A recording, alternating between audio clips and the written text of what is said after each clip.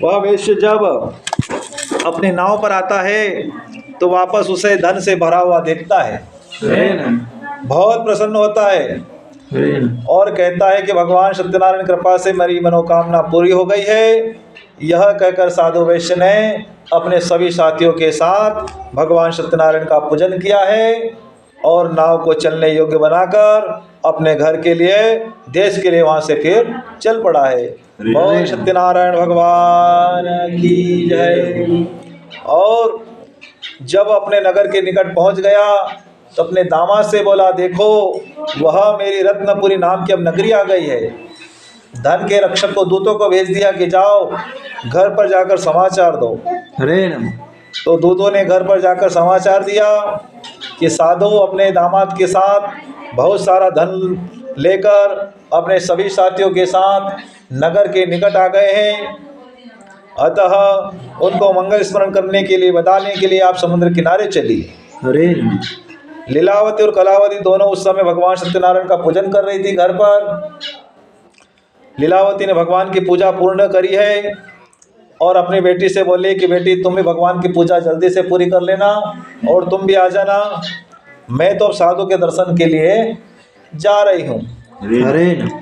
अपनी माँ के ऐसे वचन को सुना तो कलावती ने भगवान के व्रत को समाप्त मान लिया। प्रसादम परितज्जम गता सापे पति प्रति, उसने आए हुए भगवान सत्यनारायण के प्रसाद को उसने त्याग कर दिया और कहा कि मुझे प्रसाद नहीं चाहिए महाराज, प्रसाद तो मेरे घर में ही रहेगा, मैं प्रसाद बाद में लूँगी, पहले मैं अपने पति के दर्शन करूँगी। और वह वहाँ से दौड़ती हुई वहाँ पर समुद्र किनारे गई तो भगवान सत्यनारायण उससे रुष्ट हो गए और उसी समय पति तथा धन से लदी नाव को भगवान सत्यनारायण ने जल में डुबो दिया है।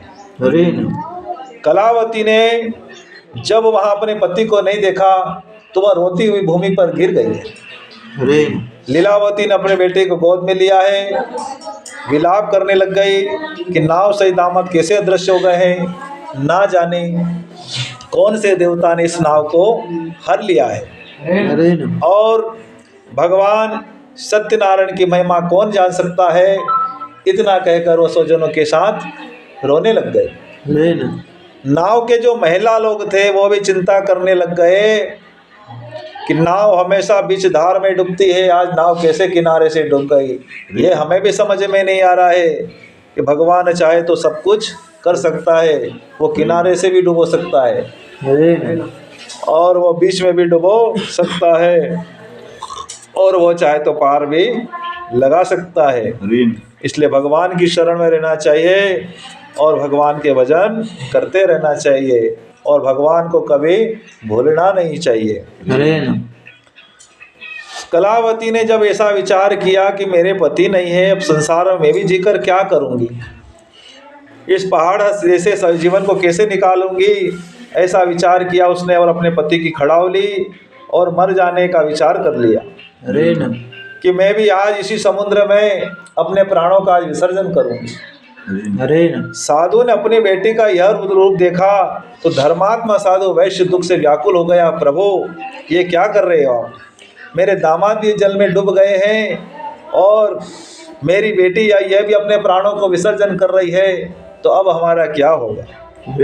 व्याकुल हो गया और उसने सबको अपने पास बुलाकर कहा कि हरण सत्यदेव भगवान ने किया है, क्योंकि मैं सत्य की माया से मोहित हूँ। सत्यम पूजाम करिष्यामि यथा विवस्तरम, अब मैं सविस्तार भगवान सत्यनारायण का पूजन करूँगा। दिनों पर प्रतिपालन करने वाले भगवान सत्यनारायण को वैश्य बारंबार प्रणाम करने लगा। तो बारंबार प्रणाम करने पर भगवान प्रसन्न हो जाते हैं, इसलिए भगवान को बारंबार प्रणाम करते रहना चाहिए। बोल सत्यदेव भगवान की जय। भगवान प्रसन्न हुए और प्रसन्न होकर भगवान ने, भक्त वत्सल ने कृपा करके वचन कहे कि हे साधु, तुम्हारी बेटी भगवान सत्यनारायण के प्रसाद को त्याग कर अपने पति को देखने आई थी, इसके कारण उसका पति अदृश्य हो गया है, कहीं नहीं गया, यहीं पर है, लेकिन मेरी माया के कारण इसे दिखाई नहीं दे रहा है। साधु की बेटी ने जब भगवान की आकाशवाणी सुनी तो दौड़ती हुई घर गई और घर जाकर उसने भगवान क्षमा याचना करी, भगवान मुझे क्षमा करो, मैं कभी भी आपके प्रसाद का अब त्याग नहीं करूंगी, पहले आपका प्रसाद लूंगी, उसके बाद मैं अन्य कार्य करूंगी। हे प्रभु मुझे क्षमा कर जी, मुझे वास्तव में अपराध हो गया है। ऐसे क्षमा याचना करते हुए कलावती ने भगवान के प्रसाद को प्राप्त किया है और वापस लौटती है तो वहाँ पर उसने अपने सुजन पति के दर्शन करे। कलावती बहुत प्रसन्न हुई और अपने पिताजी से कहा, पिताजी अब घर चलो, अब आपको देर नहीं करना चाहिए। साधु नामक वैश्य अपने दामाद को घर लाया और घर आकर उसने अपने दामाद के साथ और अपने सभी भाई बंधुओं के साथ मिलकर उसने बड़े विधि विधान से भगवान सत्यनारायण का व्रत और पूजन किया है। और ऐसा नियम बना लिया कि हर पूर्णिमा के दिन, हर संक्रांति के दिन भगवान का पूजन करना चाहिए। और साधु वैश्य भगवान का पूजन करता रहा और अपने जीवन काल में सुख भोग कर अंत में श्री सत्यनारायण भगवान के वैकुंठ लोक में गया है। और सत्यनारायण भगवान की जय। इति श्री स्कंद पुराणे रेवाखंडे सत्यनारायण कथायां पंचमोध्याय। बोल सत्य भगवान की जय। 4 हो अब पंचम अध्याय का। बोल सत्य।